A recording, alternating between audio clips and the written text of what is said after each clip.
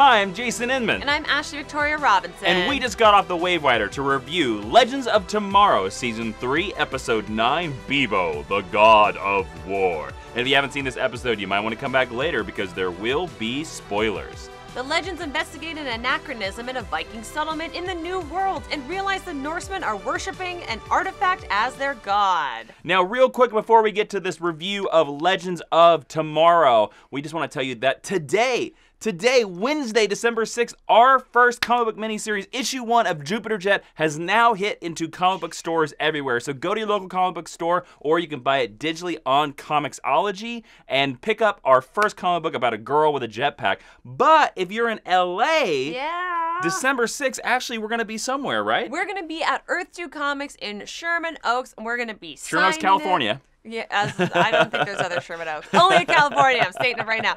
We'll be signing it, and we'll be taking pictures and hanging out. So come hang out with us. Yeah, so if you're in the Los Angeles area, please come by Earth 2 Comics from 6:30 to 8 p.m. on Wednesday, December 6th, and come pick up some Jupiter Jet and say hi. Yeah. All right, so enough of that jibba jabba. Let's move into Legends of Tomorrow.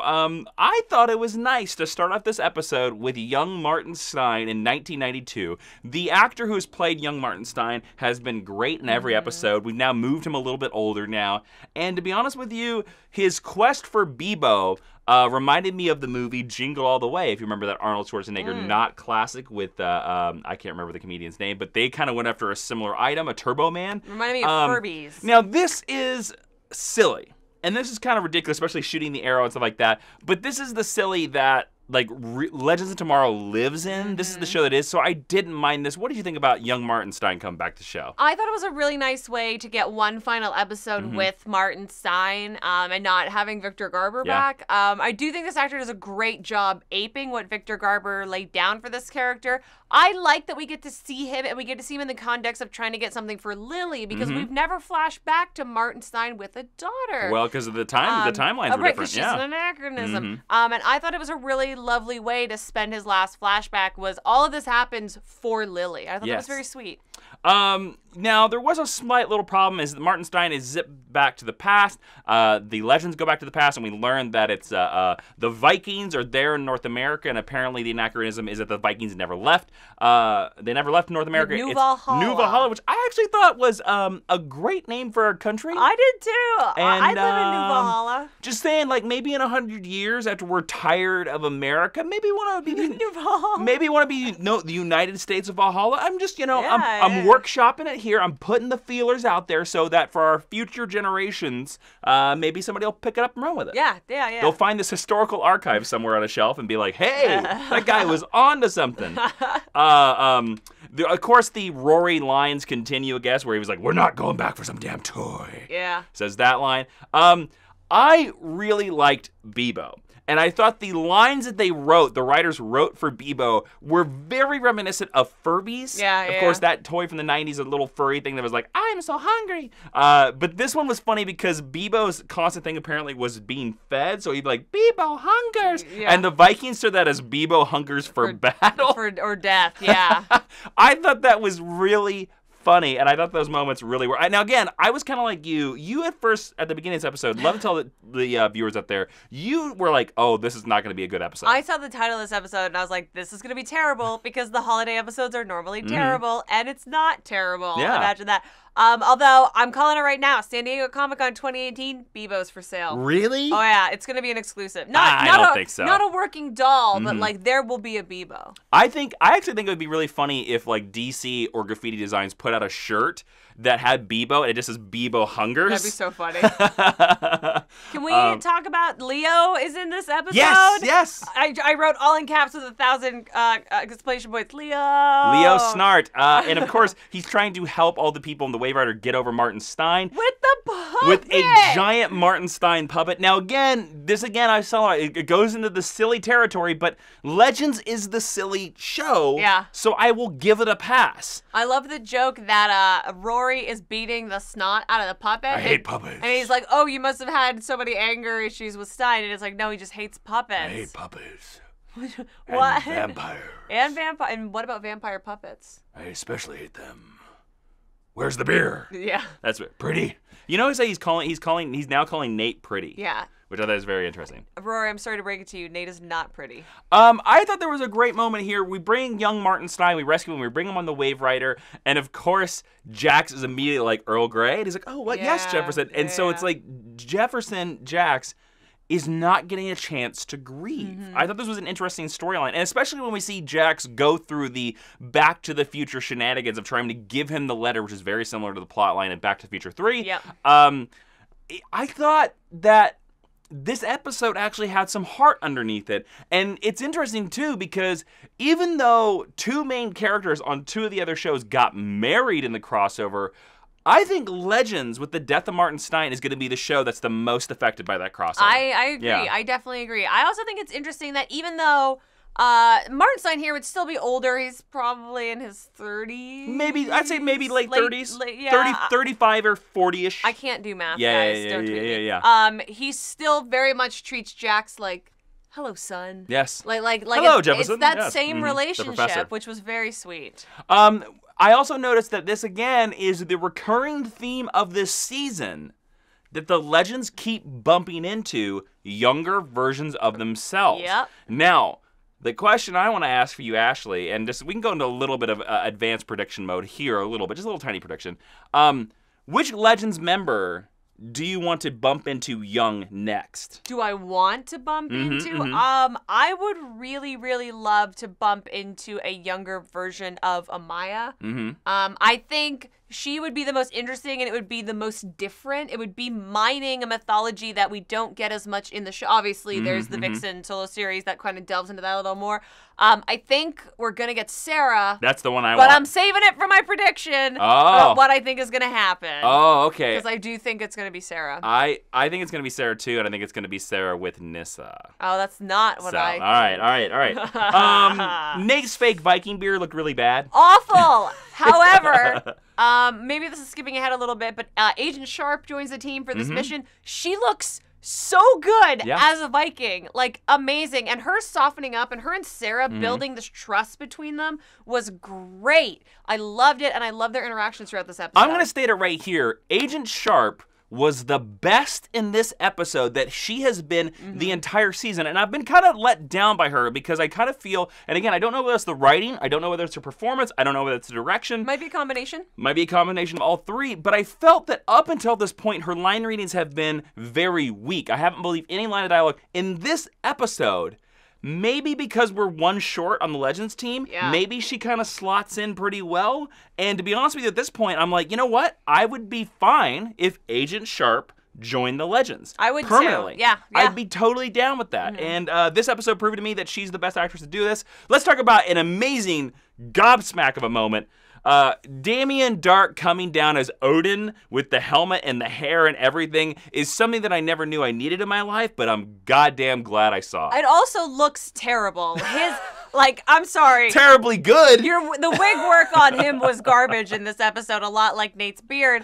But I don't care because it's so great. Good. And then Eleanor as his Valkyrie was also really great. That was fun. A little before he shows up, there's a great moment where they're gonna burn Nate because Beebo hungers. Yes. Or not Nate. They're gonna burn Mick, the good one. Mick. Yeah. And Leo saves him with the cold gun. He shoots out the fire and then just kind of like shoves it back under his coat, and then all the extras pretend like they didn't see it. It's a sign from the gods. Yeah, I really enjoyed that moment. I thought it was fun, and it was nice that they got this emotional connection that Leo's really been striving for in this episode. I also want to talk about something that Legends doesn't really do that often. Legends doesn't really play around with the editing of its show that much. No. And I thought seeing the multiple versions of the plan of confronting Dark was such an interesting way and a fun way to evolve that plan, and especially because we had the jokes of like, well, what's going to happen over here? What's going to happen over here? Oh, and then Dark's going to say some quip, and was it like, what are you going to do? Blow my house down? Like, something like that? And he said that same joke in every scenario, and then he actually said it in the real time. Because Ray says something like, he's going to have a quip, and it's going to be like, not that evil and not that funny, but he's going to say it anyway. He's like, what are you going to do? Blow my house down? Yeah. I thought that was great, and I thought that playing around with the climax of this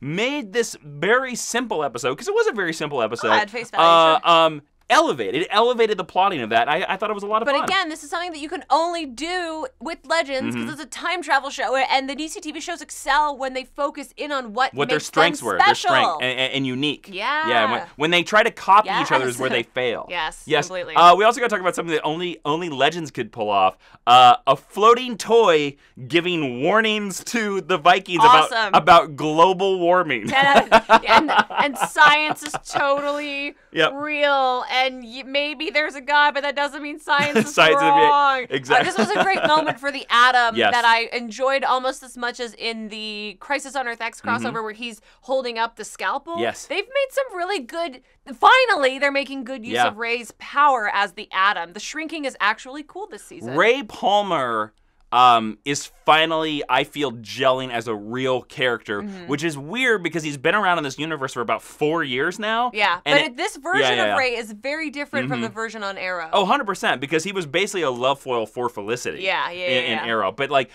this version of Ray is a lot of fun, and I enjoy him. So it's really cool.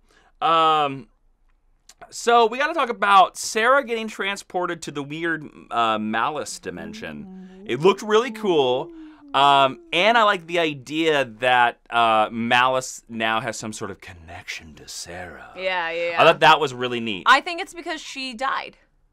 You're probably right. And I think she's the only one who's been resurrected, so I think it has something to do with the Lazarus Pit, is what I think.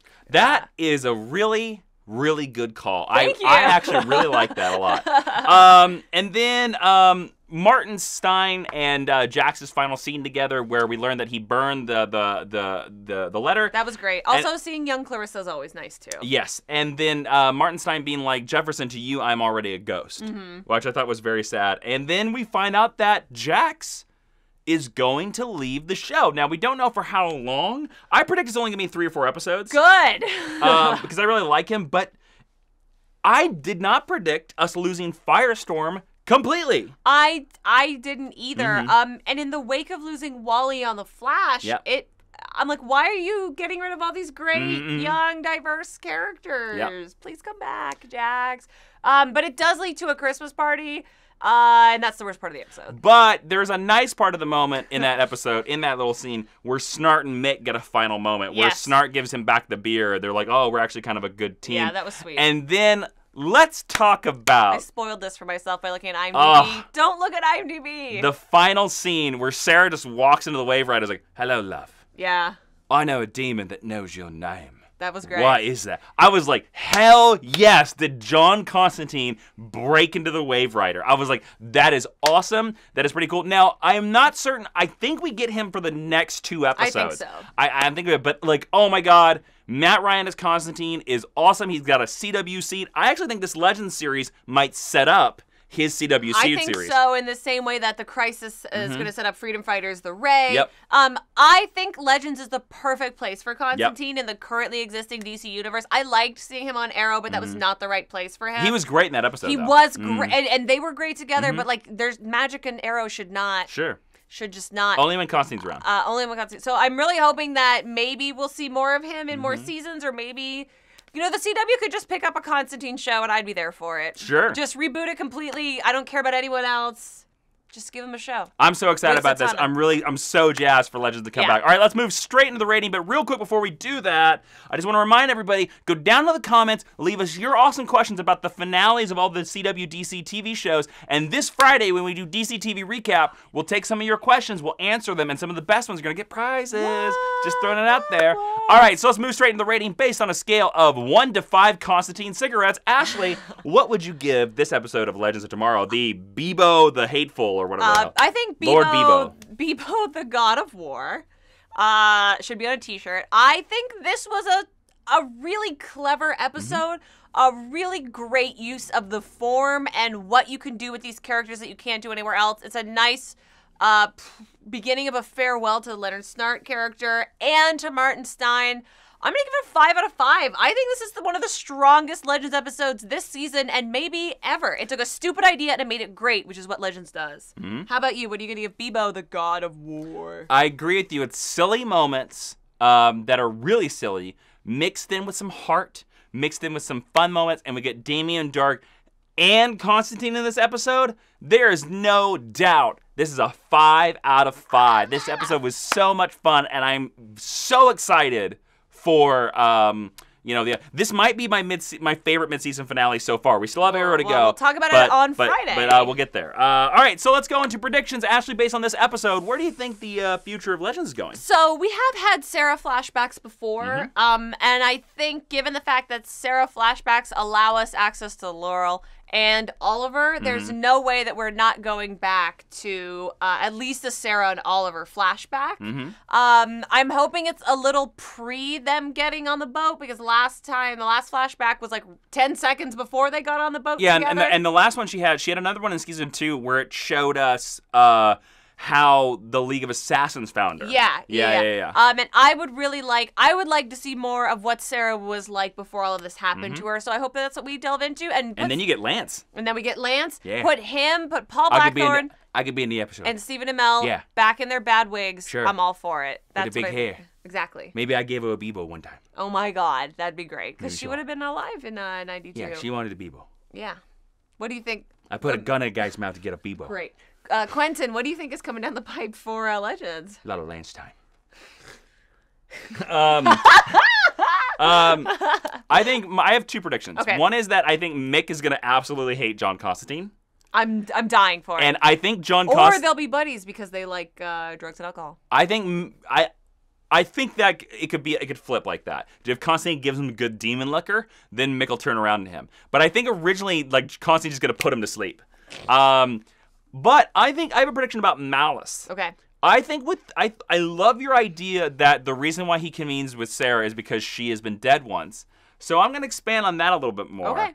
I think that Malice is going to give us a connection to every dead character that has ever been seen on the CW TV shows. Tommy? I'm not going as far as Tommy. It's the only one I care about. I don't know who Legends will pull in, to be honest with you, but I think every dead character is now fair game. But I think the one that is a definite for coming back is Malcolm Merlyn. I think this will be how Malcolm Merlyn comes back onto the show for at least one episode. So there you go. Sick of Malcolm Merlyn. Just stay dead. Well, not for one episode. So go down in the comments, leave us a great question, and if we like it, we'll use it in this Friday's DC TV recap video. And why not click on one of the videos popping up on the screen? And for more exclusive geeky content, go to patreon.com/Jawiin. Don't forget to click subscribe. We have an Arrow review coming tomorrow, and Jupiter Jet is in comic book shops. Go check it out. Super friends.